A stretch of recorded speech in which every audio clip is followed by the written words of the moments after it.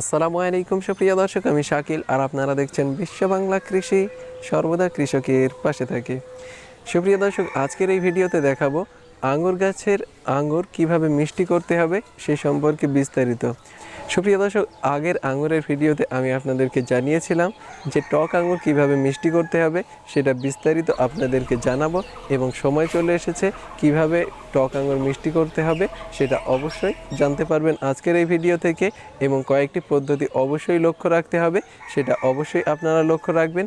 এজন্য অবশ্যই ভিডিওটি শেষ পর্যন্ত দেখবেন। আর এই চ্যানেলে যদি আপনি নতুন হয়ে থাকেন তাহলে অবশ্যই চ্যানেলটি সাবস্ক্রাইব করবেন এবং পাশের নোটিফিকেশন বেলটি অন করে দেবেন। সুপ্রিয় দর্শক, তো চলুন শুরু করা যাক।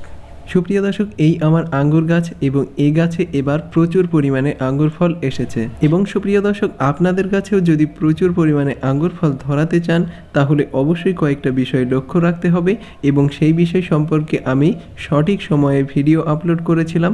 আপনি যদি ভিডিওটি দেখতে চান তাহলে আই বাটনে ক্লিক করুন। তবুও আমি সামান্য একটু বলে রাখি, অবশ্যই ফেব্রুয়ারি মাসে গাছকে প্রুনিং করতে হবে, এবং প্রুনিং করার পর ছত্রাকনাশক এবং একটি কীটনাশক প্রয়োগ করতে হবে। যদি এই কাজটি করা হয় তাহলে আঙ্গুর ফল প্রচুর পরিমাণে আপনার গাছে হবে, এবং অবশিষ্ট ডাল থেকে আপনারা নতুন আঙ্গুর ফলের চারা প্রচুর পরিমাণে তৈরি করতে পারবেন। সুপ্রিয় দর্শক, কিভাবে আঙ্গুর ফলের ডাল থেকে চারা তৈরি করবেন সে সম্পর্কে ভিডিও দেওয়া আছে।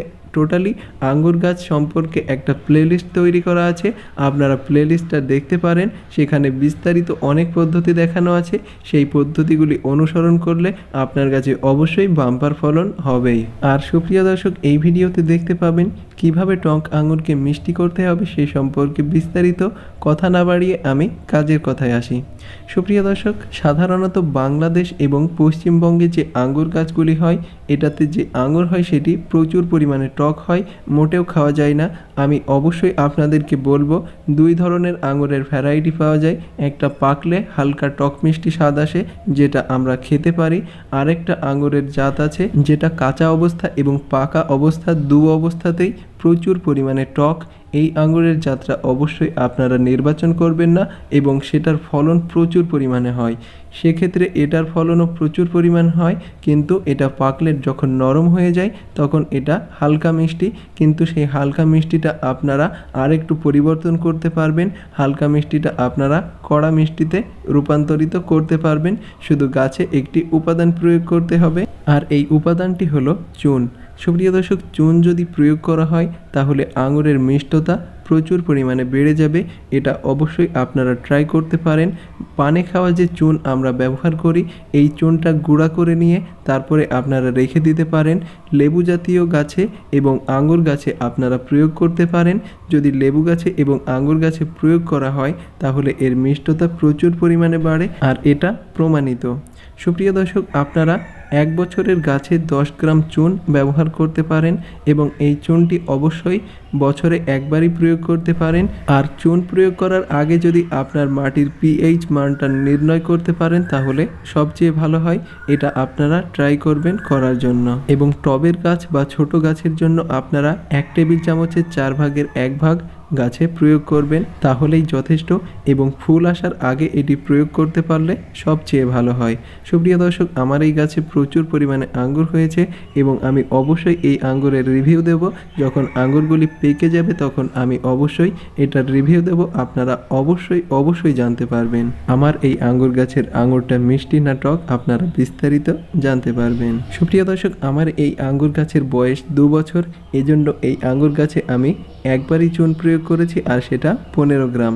এর চেয়ে বেশি চুন প্রয়োগ করবেন না। যদি 3 থেকে 5 বছরের গাছ হয় তবুও 15 গ্রামের বেশি ব্যবহার করা ঠিক নয়। আর যদি আপনি পিএইচ টেস্ট করতে পারেন তাহলে সবচেয়ে ভালো হয়। সেই অনুযায়ী আপনারা চুন প্রয়োগ করতে পারেন, এবং চুনের পরে আপনারা গাছের গোড়ায় বালি থেকে যে ঘ্যাস বার হয় সেই ঘ্যাস প্রয়োগ করতে পারেন, তাহলেও আঙুরটা কিছুটা মিষ্টি হতে পারে। এটা অবশ্যই আপনারা ট্রাই করতে পারেন। সুপ্রিয় দর্শক, অবশ্যই চুন প্রয়োগ করার পরে আঙ্গুর গাছে ফাঙ্গিসাইড বা ছত্রাকনাশক এবং যে কোনো একটা কীটনাশক স্প্রে করতে হবে। আপনারা সাইফারমেথ্রিন গ্রুপের কীটনাশক ব্যবহার করতে পারেন, ইমিডাক্লোরোপিড জাতীয় কীটনাশক ব্যবহার করতে পারেন, থায়ামেথক্সাম গ্রুপের কীটনাশক আপনারা ব্যবহার করতে পারেন। যে কোনো কীটনাশক, এমনকি আপনি নিম তেলও স্প্রে করতে পারেন।